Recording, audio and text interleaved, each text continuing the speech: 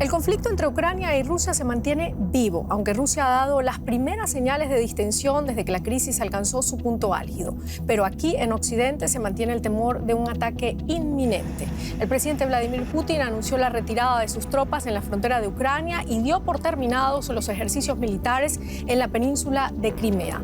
Además, en su reunión con el canciller alemán Olaf Scholz esta semana en Moscú, mostró su voluntad de encontrar una solución pacífica a las tensiones.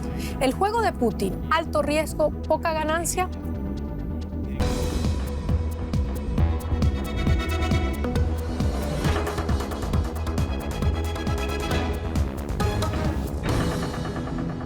Ese es el tema que debatimos hoy en A Fondo. Los saluda Silvia Cabrera en Berlín. Estos son nuestros invitados, los presento. Amir Valle es periodista y escritor, ha trabajado en diversos medios de América Latina, el Caribe y Europa. Amir dice que Putin cumplió su pretensión de recolocar a Rusia a la cabeza de la redistribución de poderes a nivel global.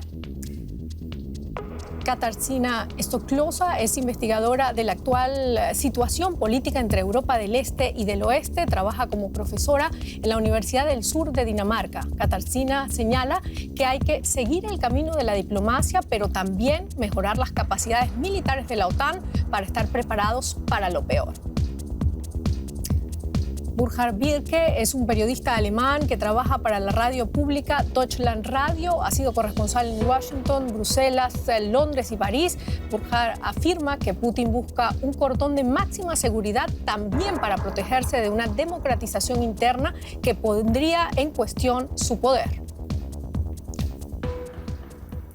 Bueno, con esto comenzamos nuestro programa de hoy. Gracias a ustedes por acompañarnos y a ustedes, por supuesto, nuevamente por estar acá con nosotros. Bienvenidos. El gobierno estadounidense advirtió que el miércoles 16 de febrero Rusia iba a invadir Ucrania, pero hasta ahora nada de eso ha ocurrido. Katarzyna, ¿existe realmente una amenaza de guerra o podemos confiar en que Rusia de verdad está sacando sus tropas de la frontera con Ucrania?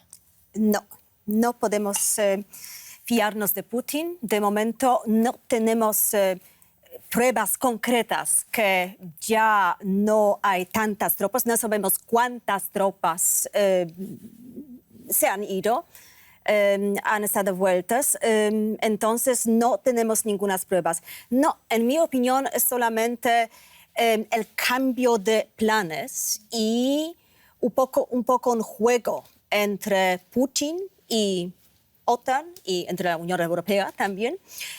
Si Putin hubiera empezado este miércoles la guerra, ya no hubiera sido una sorpresa. Y a Putin no le gusta que otros sepan sus planes, que conozcan qué iba a hacer. Por eso todavía estamos en una situación muy tensa. Y esto es lo que es interesante para Putin. Él lo sabe, que ahora empieza a ser más interesante, más tenso, claro, que otra vez empezamos a pensar cuándo empieza la guerra, cuándo va a reaccionar. O sea, son buenas señales, pero hay que seguir siendo cautelosos, dices tú. Son buenas señales. Está bien que se habían reunido Putin y Scholz. Hay que seguir la diplomacia. Señales... No hay que esperar mucho de esta reunión. De momento no tenemos la guerra. Claro. Y por lo menos eso ya... Bueno, sobre todo para los inhabitantes que viven por allí, que están hubieran estado afectados directamente por la guerra. Es lo único bueno que se puede decir que tenemos ahora. Burkhard, ¿fue entonces una información errónea de los Estados Unidos? ¿Qué fue lo que falló? ¿Qué pasó con esa advertencia de Estados Unidos de que el 16 Rusia iba a invadir Ucrania? 2 puntos. Ningún experto duda de la capacidad de que Rusia en cualquier momento podría invadir Ucrania. O sea, la amenaza es real. Publicando que tal fecha van a invadir, presiona mucho a Putin. Era un anuncio para evitar que lo hiciera, más bien. Yo creo que eso aumentó la presión sobre Putin. Y, de hecho, pues las fotografías, las tomas que vimos de la retirada de tropas de la península de Crimea, eso es la propaganda que nos suministró el ministro de Defensa de Rusia. Pero igual hay tomas de satélites que indican que hasta hay un aumento de tropas en la otra parte de la frontera con Ucrania. Hay un hospital militar en el campo que se construye todo. O sea, hay señales mixtas. Sin embargo, yo creo que es como un póker, ¿no? Claro. Y creo que ambos lados están apostando alto porque la OTAN igual está mandando 3.000 soldados americanos más también cerca de la zona, ¿no? En los países de la OTAN que fronterizan con Bielorrusia y Ucrania y todo. O sea, se está jugando un póker un poco peligroso, pero yo soy confidente que se podría negociar una solución. ¿Tienes esperanza de eso a través de la diplomacia? Amir, tu opinión sobre esto, porque muchos países confiaron en la información de Estados Unidos, sacaron a sus diplomáticos de Ucrania esperando lo peor para este 16 de febrero, pero nada ocurrió. Incluso mucha gente ha estado bromeando con esta situación. El representante, lo decía antes, de Moscú en la Unión Europea, decía Europa no va a ir a la guerra un miércoles, por ejemplo. Riéndose un poco de Occidente, ¿cómo queda ahora Occidente en este conflicto? Mira, Occidente ha quedado desde un punto de vista bastante mal parado porque ha intentado priorizar determinadas estrategias tradicionales de negociación. Y como bien decía Katarzyna, Putin es un hombre que va contra todo ese tipo de estrategias. Es decir, por eso no iba nunca a atacar un miércoles, porque ya lo habían dicho. Pero no era sencillamente, o sea, él está yendo contra todas las perspectivas y por eso, por esa misma razón, anuncia, hay que dialogar, estoy retirando las tropas y por otro lado están comprobándose esos movimientos que no son todavía públicos en la palestra pública. Pero lo más importante que uno tiene que recordar aquí es, cuando hablamos del otro bloque, estamos hablando de la Unión Europea, estamos hablando de la OTAN, es decir, los países netamente pertenecientes a la OTAN dentro de la Unión Europea, y estamos hablando de Estados Unidos también. Pero ese bloque no ha sido, o sea, por primera vez creo que en mucho tiempo fue un bloque que tácitamente llegó a un acuerdo de, bueno, hay que detener esto y vamos a apostar por lo tradicional, que es, vamos a tomar un grupo de medidas que son necesarias ante la posibilidad de una guerra o de una invasión, pero por otro lado vamos a reforzar la presencia diplomática. Y ahí empieza la escalada de encuentros con Putin, de llamadas con Putin, etcétera. Porque hoy uno dice, bueno, todos estos países se retiraron de Ucrania, retiraron a su personal de Ucrania, pero eso es un procedimiento tradicional que se hace siempre en todas las zonas de guerra. Es decir, no es nada nuevo, aunque en este caso resulte un poco fuerte, ¿no? Desde una perspectiva. Al próximo informe, Katarzyna, entonces, ¿en qué punto estamos ahora de este conflicto? ¿En qué punto estamos? Porque si Rusia anuncia la retirada de sus tropas, quiere decir que hay una desescalada, pero por lo que hemos estado hablando acá, tampoco hay que sentarse y respirar tranquilos. Entonces, ¿en qué punto está el conflicto? Estamos en la continuación del conflicto. Las tropas están todavía allí, están en la frontera, pero tenemos diplomacia y tenemos que seguir con esta diplomacia. Bueno, que este es un punto nuevo y no hay que cortarlo, porque vamos a volver entonces a lo peor. Bueno, hablando de diplomacia, dada su cercanía con Rusia, Alemania es un actor clave en esta crisis. En los últimos días, el canciller alemán se reunió con el presidente de Ucrania, Volodymyr Zelensky, y luego lo hizo con el mandatario ruso, Vladimir Putin, en Moscú. El hecho de que Scholz tuviera que sentarse tan lejos de Putin como antes Emmanuel Macron lo hizo, fue una señal de lo distantes que están las posiciones de Moscú y Occidente en la crisis de Ucrania. El presidente ucraniano Vladimir Zelensky espera el envío de armas por parte de Alemania, pese a que el canciller Olaf Scholz se niega a complacer ese pedido. En su lugar tuvo palabras de solidaridad para con Ucrania y mantiene una posición firme ante Vladimir Putin. Quiero subrayar aquí en Kiev que la soberanía y la inviolabilidad del territorio de Ucrania no son materia negociable para Alemania. Por eso esperamos que Rusia dé pasos inequívocos para desescalar las tensiones actuales. Una desescalada que Putin al menos insinúa antes de conversar con Scholz. retirada de pequeños contingentes del ejército de la región fronteriza con Ucrania. Pero en sus 4 horas de conversación con Scholz insistió una y otra vez en sus objetivos reales. ¿Queremos o no la guerra? Claro que no. Por eso hemos hecho propuestas para continuar la negociación. Al final debe haber un tratado que garantice seguridad para ambas partes, incluida la nuestra. ¿Se saldrá Putin con la suya incluso sin guerra? ¿Se saldrá Putin con la suya incluso sin guerra? Es interesante esa pregunta que nos deja el informe. Sin embargo, vimos un cambio, ¿no? No va a haber guerra, dice, estamos dispuestos a sentarnos a negociar y además vamos a sacar las tropas. Aunque Estados Unidos diga hoy que Rusia está enviando en este momento 7.000 nuevos soldados a la frontera con Ucrania. En todo caso, Burkhard Birke, ¿cuál es tu opinión sobre este viaje de Olaf Scholz a Moscú? Yo creo que ayudó a desescalar un poco las cosas. Las señales fueron muy claras. Un día antes de su visita, que Moscú anunció que sí consideraban la vía de negociaciones, y Scholz le demostró a Putin que está Alemania en una línea con los otros aliados, ¿no? Y tocó puntos muy, muy delicados, ¿no? Como el cierre de Memorial, esa entidad, esa organización de derechos humanos, ¿no? Que inclusive en las relaciones alemanas-rusas ha jugado un papel importantísimo, ha tocado el caso Navalny, inclusive el del cierre de la oficina de la Deutsche Welle, de esta emisora. En Rusia, ¿no? Entonces, esos son puntos delicados y sobre todo yo creo que le ha aclarado que en el caso dado, Alemania también, me imagino, estaría dispuesto a cerrar el gasoducto. Sin embargo, ha sido muy criticado ese viaje a Moscú, incluso aquí en los medios alemanes, porque se dice que Olaf Scholz tiene una posición bastante suave con respecto a Putin. Pero, sin embargo, pero tú lo consideras un éxito. Yo considero que fue un éxito por lo menos parcial.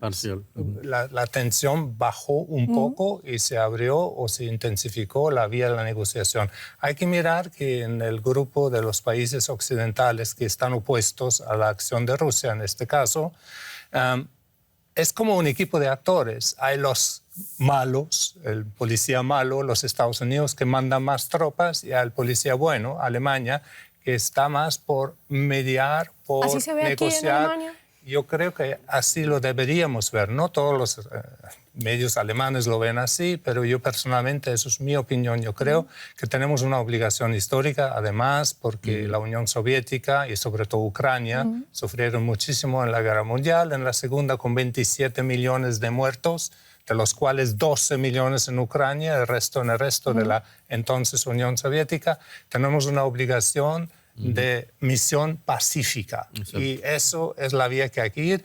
Hay el formato de Minsk, de Normandía, hay la fórmula de Steinmeier, llamada así por el entonces ministro de Relaciones Exteriores, actual presidente de Alemania, para pacificar la situación en el oriente de Ucrania. Hay varias instituciones, como el Consejo Rusia-OTAN. Entonces hay que utilizar esas vías. Exacto. A ver, Cartagena, ¿tú qué opinas? Sí, tienes razón, Burkhard. Y yo diría todavía más, que igual podemos ver una repetición de política de Willy Brandt, política del este de los años 70, que podemos comparar porque también ahora vemos como señales para el diálogo. Es lo importante, el diálogo siempre es el... La pregunta es sí. ¿Hasta cuándo se puede ir con el diálogo? ¿Hasta cuándo se puede ir con el diálogo y hasta cuándo también confiar en otras informaciones como las que está mandando la OTAN, que dice que no es cierto que se estén retirando de la frontera con Ucrania, de esos movimientos militares rusos? Yo digo muy claramente, hay que seguir con el diálogo hasta el final, también durante la guerra. Si la tenemos, sí. Porque sin diálogo no vamos a solucionar el problema. Pero definamos guerra, porque yo creo que el Occidente, Putin no definiría guerra si él entra en Donbass, porque él pretende que es un genocidio lo que están haciendo los ucranianos en Donbass, Donbass. lo que es una mentira y lo que le contradijo Scholz en la conferencia de prensa. Exacto. Eso no es genocidio y no se puede comparar con la misión humanitaria que hizo la OTAN sin mandato de la ONU en Belgrado, en el conflicto de los Balcanos. Pero sí, el Occidente no está así 100% limpio, porque el bombardeo de la OTAN, eso es un peligro, eso es algo que hay que entender desde el punto de vista del ruso. Fueron bombardeados los serbios, claro, que hicieron cosas malas, pero la amenaza sí es real. O sea, que hay que ponerse en esa posición de muchos aquí en Alemania que dicen hay que entender a Putin. Por supuesto, por supuesto. Miren, hay algo que también, por ejemplo, podría pasar y que uno lo tiene que tener en cuenta obligatoriamente. No solamente el caso del Donbass, estamos hablando de países. En algunos casos son parte de la OTAN, en otros casos están intentando entrar a la OTAN y en esos países hay población rusa. Eso es un detalle importante que Putin siempre va a tener en cuenta y va a tratar de usar humanitariamente determinadas herramientas para justificar muchos de sus movimientos. Es decir, es algo que es muy simple y que va a estar dentro de su estrategia, porque entra dentro del diálogo. Entra dentro del diálogo. Ahora, ¿qué es lo que sucede? Vuelvo a lo mismo. Por eso es importante que Olaf Scholz haya tenido toda la tranquilidad de analizar todo y decir, yo voy a hablar y voy a decir en el momento en el que tengo que decir las cosas. ¿Y no crees, como Estados Unidos. Burkhardt, es decir, no como Estados Unidos, que estuvo todo el tiempo retando directamente a Putin. ¿Crees que Alemania está, como dijo Burkhardt, en la misma línea de sus otros aliados? Por supuesto, pero además hay un detalle que no se puede olvidar. Alemania no es solamente Alemania, no tiene la carga histórica detrás, sino que económicamente representa para Rusia mucho. ¿No está poniendo Alemania sus intereses económicos por delante en este conflicto, Katarzyna? Está poniendo, esto está claro. Pero, entonces, ¿hasta dónde es verdad la diplomacia y el diálogo y hasta dónde es verdad los intereses que tienen un papel importante, ¿no? Como siempre. La balanza. Como siempre, la economía tiene en todos los conflictos el papel más importante. Si comparamos con otros conflictos en zonas fronterizas, existen tantos prejuicios, tantas guerras en otras regiones, pero en cuanto las dos partes vean que tienen algo en común, interés común económico, se olvidan de todo. Sí, bueno, voy a lanzar una teoría un poco osada, pero todo ese conflicto, la amenaza, ¿a qué ha llevado en los mercados de las materias primas? El precio del petróleo y el precio del gas han explotado. ¿A quién le beneficia? A Rusia. Exporta petróleo, exporta gas. Exacto. Un cálculo de Putin para aumentar los ingresos de sus empresas rusas. También puede ser eso. También puede ser eso un argumento. Y otro argumento. ¿Por qué Estados Unidos han retirado o han dicho a todo su personal, a todos los americanos que se vayan del país de Ucrania? Porque ¿qué hace Estados Unidos cuando sus ciudadanos están amenazando? Los saca muchas veces a la fuerza militar. Para no tener esa obligación, en el caso de Ucrania, han dicho váyanse del país. Con igual argumento que Estados Unidos siempre, muchas veces, ha intervenido en otros países para sacar a sus ciudadanos, para proteger a sus ciudadanos, Rusia puede ir a Ucrania con el pretexto de proteger a sus ciudadanos. Exacto, ¿no? Claro. Exacto. Bueno, esa es la posición de Estados Unidos, pero la posición de la Unión Europea es parecida también, ¿o no, Amir? Mira, volvemos al plano económico. Cuando uno analiza las conversaciones de Macron, por ejemplo, analiza las conversaciones de Olaf Scholz, detrás de todo el marco estratégico diplomático que tiene un sesgo más hacia la política, se esconde sencillamente intereses económicos muy poderosos en la región. Putin sabe eso y Putin juega todo el tiempo, es que lo ha estado haciendo siempre. Es decir, cuando yo hablé hace varios programas acá de que Putin necesitaba, desde el punto de vista económico, desde el punto de vista geoestratégico, desde el punto de vista incluso del reposicionamiento de Rusia frente a China en América Latina, en Asia, yo hablé de que iban a haber un grupo de movimientos, me refería justamente a eso que estamos pasando, a esto que estamos viendo. Es decir, lo podía lograr por otras vías, pero de pronto descubrió que había un punto en el cual él podía presionar para poner a todo el mundo sobre la mesa de negociaciones. Ahí es donde está. Y por eso él ha salido fuerte después. Y por eso ha salido fuerte. O sea, por eso yo digo hoy, si Putin va ganando en este momento, aunque no se puede decir que va ganando totalmente. ¿Ya? Bueno, pero sí. vamos a escuchar ahora las palabras de Putin, porque hemos visto hasta ahora amenazas y acercamientos. Eso parece ser la táctica de negociación del presidente ruso. Esta semana aseguró que su gobierno no quiere empezar esa guerra con Europa, lo escuchábamos antes, pero también dejaba claro que sus grandes preocupaciones, entre sus grandes preocupaciones está el futuro de Kiev y su relación con Rusia y la OTAN. Vamos a escucharlo. Nos dijeron que Ucrania no tenía la madurez necesaria para unirse a la OTAN. Eso ya lo sabemos, que es algo que no sucederá de inmediato, sino cuando el país esté preparado para ello. Pero para nosotros podría ser demasiado tarde. Por eso deseamos aclarar este punto ahora en un próximo proceso negociador. Katarzyna, estamos entonces en el comienzo de una tercera guerra mundial. ¿Cuál sería el papel de la OTAN allí? Yo espero que de momento no vamos a empezar con la tercera guerra mundial en los siguientes meses, pero como había dicho al principio, hay que prepararse para la peor versión. Y la OTAN tiene que estar preparada desde el punto militar también poco mejor. De momento vemos que si comparamos la OTAN con Rusia, Rusia es una fuerte militar, solamente militar, económicamente. Un poder militar fuerte, dices, de Rusia. Sí. ¿Y quién pagó por el armamento, por la modernización del ejército ruso? Nosotros, con los ingresos del gas y petróleo que le compramos. Eso hay que tenerlo muy claro. Y por eso los Estados Unidos insisten tanto en que Nord Stream 2, el gasoducto nuevo que todavía no está licenciado, no se ponga en vigor, no empiece a funcionar, porque es todo un complejo. Y Alemania depende en más de un 50% de su suministro de gas de la Unión, de Rusia, perdón. No de la Unión Soviética, porque ya no existe, ¿no? Naturalmente que no. Y eso hay que tenerlo en cuenta muy claramente, ¿no? ¿Cuál es el papel de la OTAN en todo este conflicto, Amir? Mira, primero, OTAN viene, o sea, si lo quisiera jugar, tendría que ser el factor de equilibrio dentro de una posible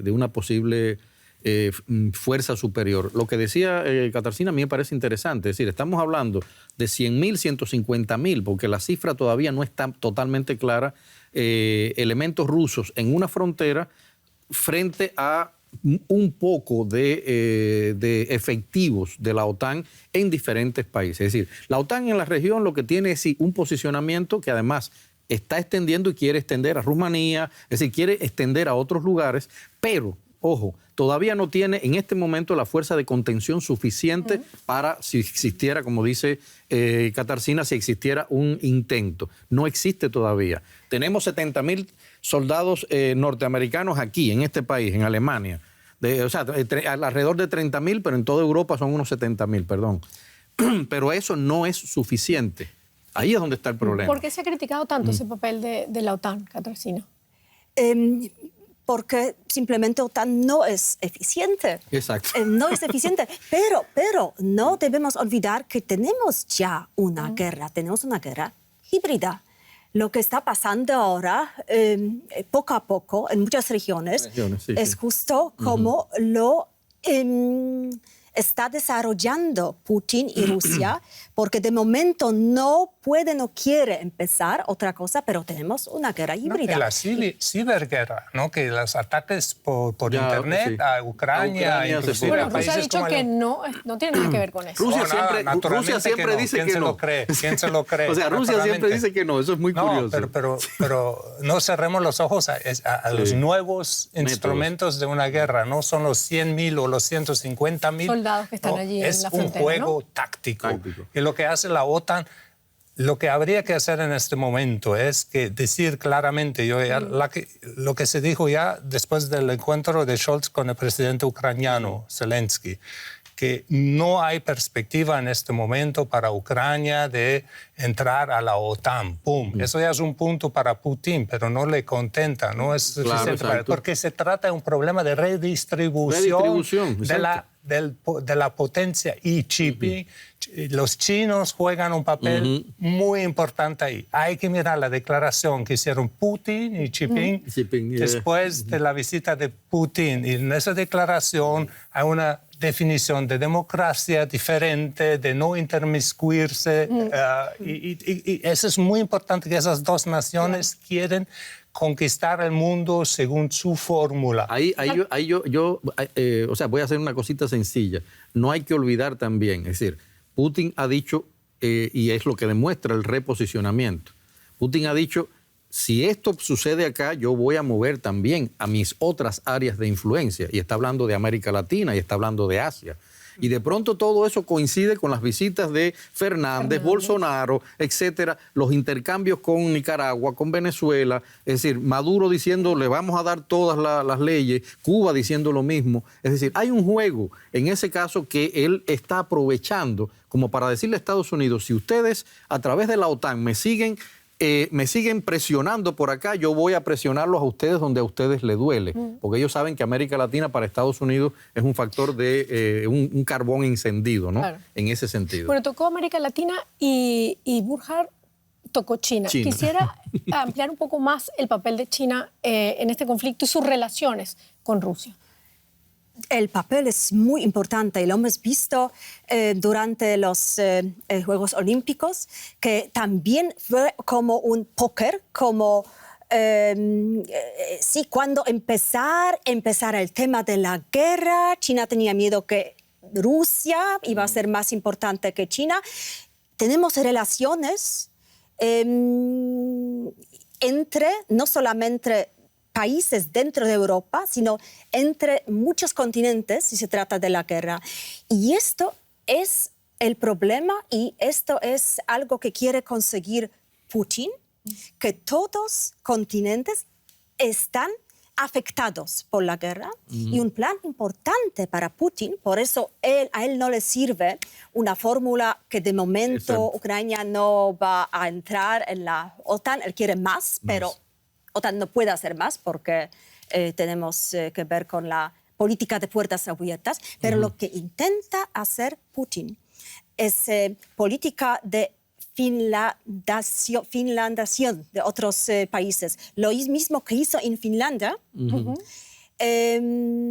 cuando Unión Soviética y después del tiempo de Unión Soviética, Finlandia fue un país que aceptó las reglas, primero de Unión Soviética, después de Rusia. Ahora esto empieza a cambiar un poco, pero no demasiado. Y por eso Stoltenberg lo dijo ayer muy claramente. Secretario General de la OTAN, sí. Sí, no vamos a tener que ver con esa política en otros países. No lo vamos a aceptar. Pero en medio de una guerra, ¿cuál sería el papel de China? ¿Dónde estaría? ¿Del lado de Rusia? Mira, lo que Rusia y China quieren, y uno puede leer esa declaración en común de los dos países después de la visita de Putin, es que en sus esferas de interés los otros no se metan. ¿Qué significa eso? No se metan a Bielorrusia, no se metan a Ucrania y, por favor, Taiwán es chino. Y si Putin logra invadir a Ucrania o anexar partes de Ucrania, vamos a ver, ya lo he dicho en otro programa en este lugar, que Xi Jinping va a atacar a Taiwán, se va a probar. Si la respuesta del Occidente no es firme, no es dura, se van a meter los chinos a Taiwán. Y ahí sí, esa sería una amenaza aún más grande. Pero estamos viendo hasta ahora que la posición de Occidente no es tan dura como se pensaba, ¿no? Y este conflicto con Rusia lo deja mal parado a Occidente, ¿o no? Sí, no, yo creo que lo que se habló de, por ejemplo, parar el método de pago SWIFT para Rusia sería fatal. Sería fatal para nuestra economía para igual, pero sería un precio alto que pagaría el Occidente para frenar a Rusia.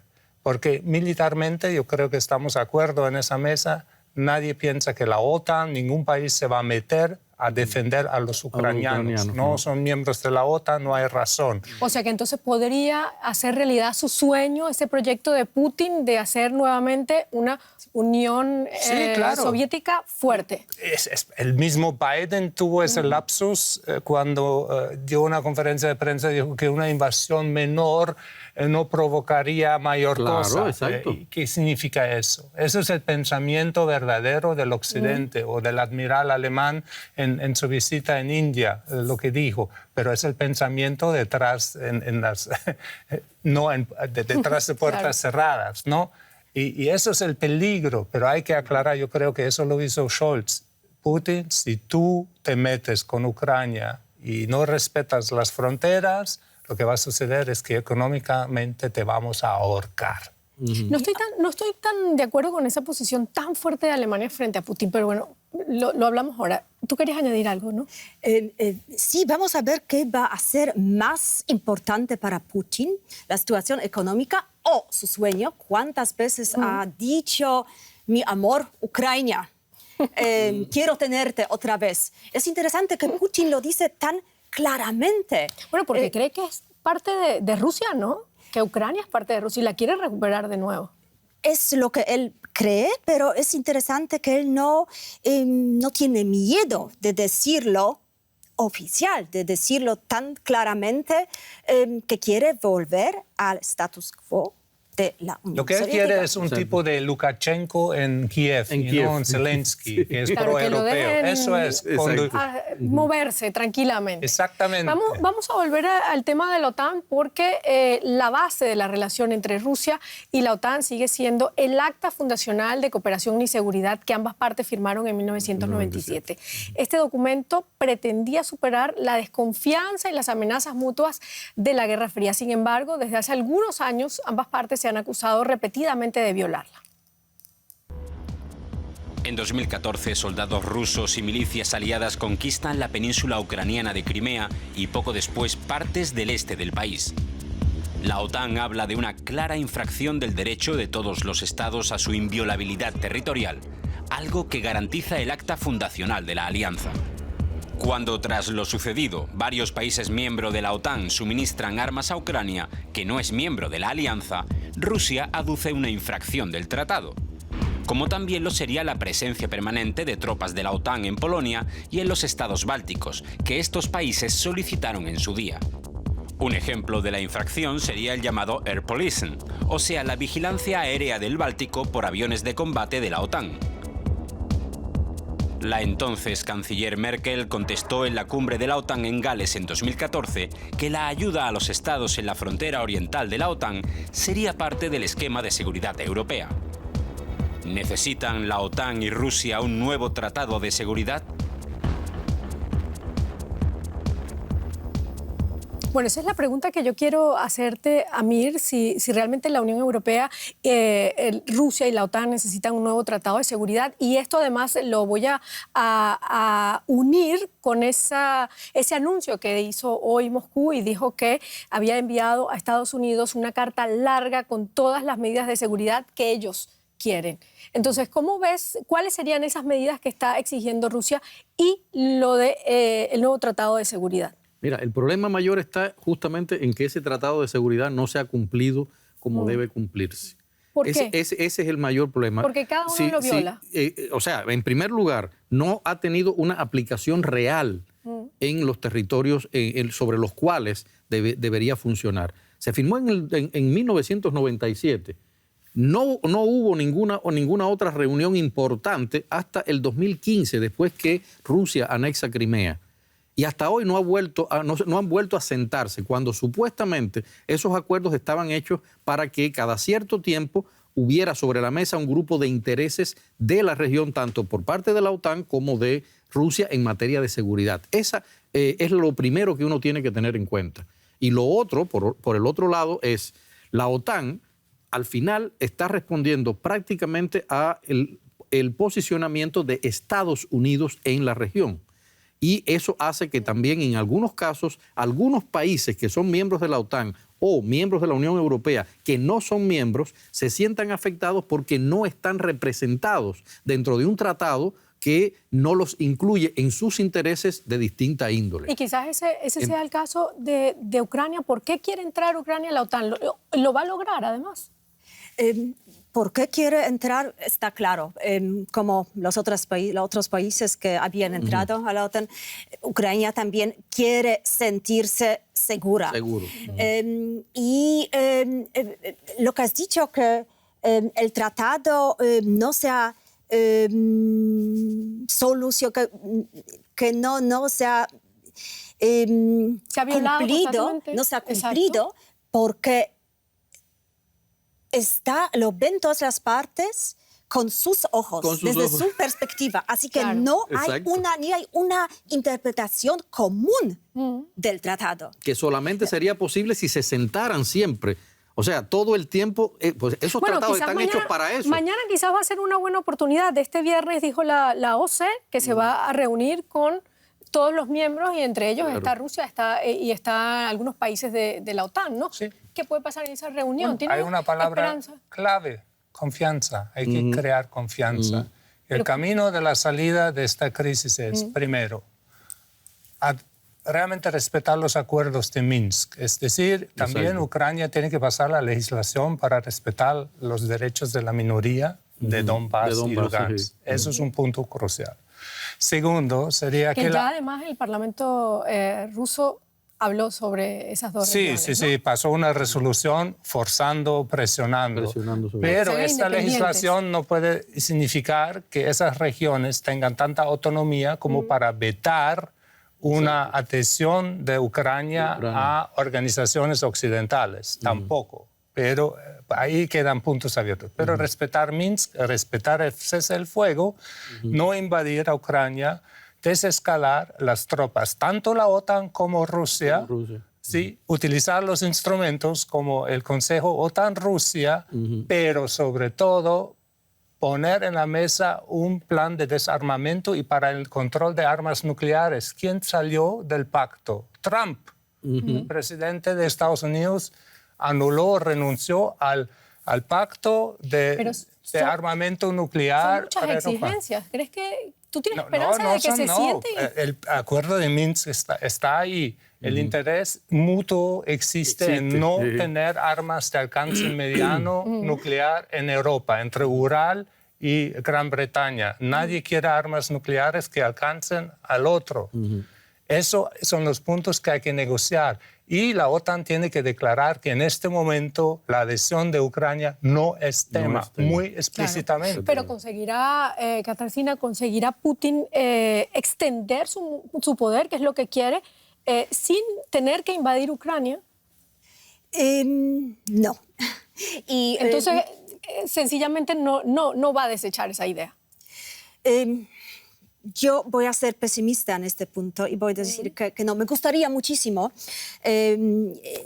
ver esto como lo ha presentado Burkhardt y poder decir sí, le hemos visto que han conseguido los políticos tan importantes, los grandes políticos, asentarse a solucionar el problema y hacer un plan común, pero yo pienso que los siguientes 50 años no vamos a... Qué pesimista, qué pesimista. Fíjate, yo estoy totalmente de acuerdo en ese sentido. Y 50 años tendremos que esperar. Yo lo he dicho. Yo no creo que sean 50 años para no ser, pero lo que sí yo digo es algo. Esto no terminó.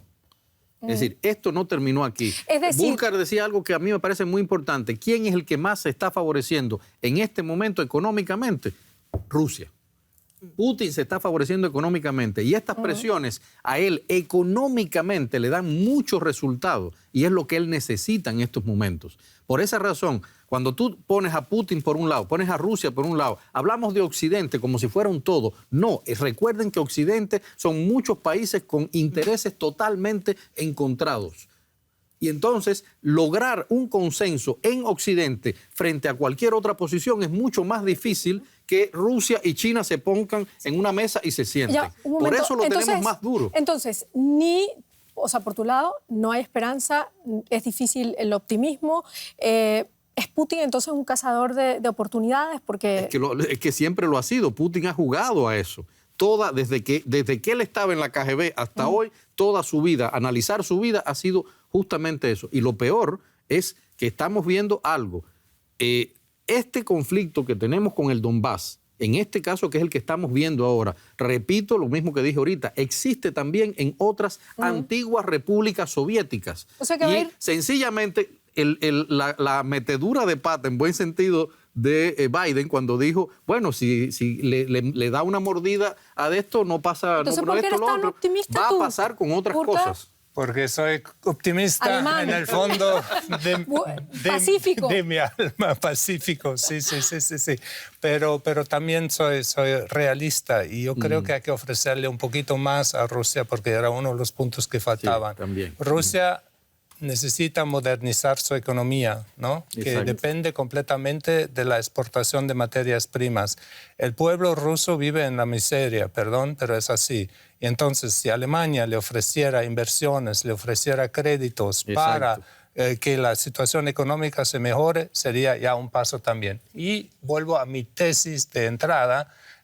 ¿Por qué quiere Putin ese cordón, esa zona de influencia donde el Occidente no se mete? Porque si Ucrania llega a ser un ejemplo de democracia que funciona, va contra él. Va contra sus intereses, porque los rusos mismos se van a preguntar por qué ellos sí y nosotros no. Claro. Porque no hay democracia en Rusia. Bueno. Aunque en el papel que escribió con los chinos se habla de la democracia estilo nuestro, ¿no? ¿Cuáles serían, Katarzyna, para ti los próximos pasos a dar en este conflicto? Porque, por una parte, se van a reunir este viernes para seguir hablando, para seguir dialogando. Está esas medidas de seguridad que exige Rusia y están también unas advertencias de la Unión Europea que dice que puede haber sanciones.